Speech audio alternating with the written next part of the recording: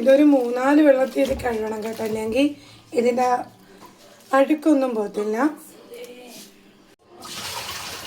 4 പ്രാവശ്യം കഴുകി 5-ാമത്തെ പ്രാവശ്യം ചൂടുള്ളത് കഴുകി വെച്ചേക്കുക.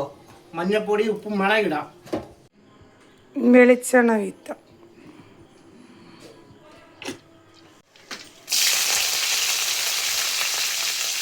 പച്ചമുളകും കറിവേപ്പില ഇട്ടതിന് ശേഷം ഇഞ്ചി വെളുത്തുള്ളി,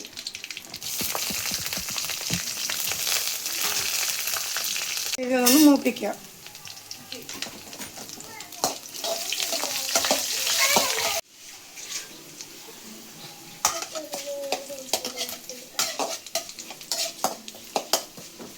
സവാള പച്ചമുളക് കുനുകുന അരിഞ്ഞത്,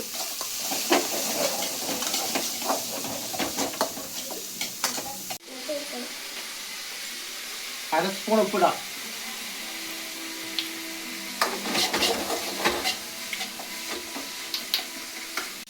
സവാള പച്ചമുളക് എല്ലാം നല്ല രീതി വാടിട്ടോണ്ട് ഇനി നമുക്കിതിലേക്ക് കുമ്പിളിടാം. കഴുകി വൃത്തിയാക്കി വെച്ചിരിക്കുന്ന കുമ്പിള് ഒരു ലക്ഷം വെളിയിൽ പോയി അകത്തിടാം.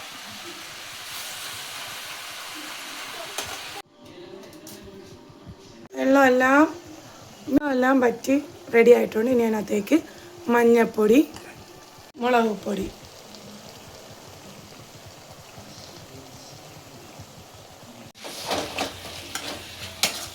ഓക്കെ, ഇതെല്ലാം സെറ്റായിട്ടുണ്ട്. കുറച്ച് വെളിച്ചെണ്ണയും കൂടി ഒന്ന് ഒഴിക്കുക. സെറ്റായിട്ടുണ്ട് കേട്ടോ, നല്ല അടിപൊളി കൂൺ കറി റെഡി.